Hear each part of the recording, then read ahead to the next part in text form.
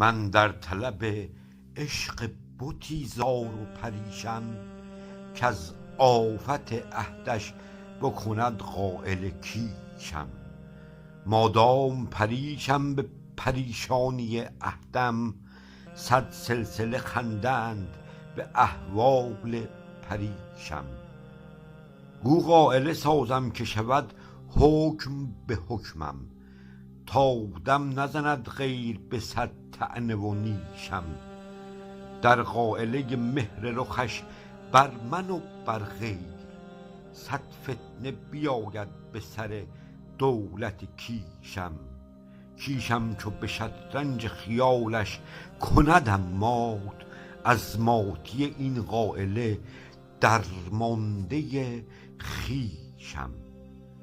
با خویش چو دارم گله تا چاره بسازم، سازم شده ناکوک و نیم داده قمیشم.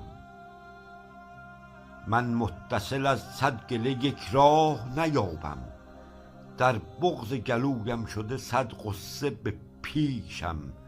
هیهات که این غصه به جز وهم نیارد، در فهم من از وهم ببازم دل ریشم.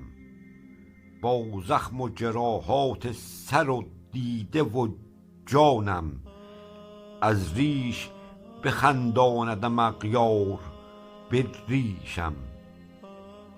طالب چو جراحات به تکرار رسیده، از دست شود فرصت هر عیشم و طیشم.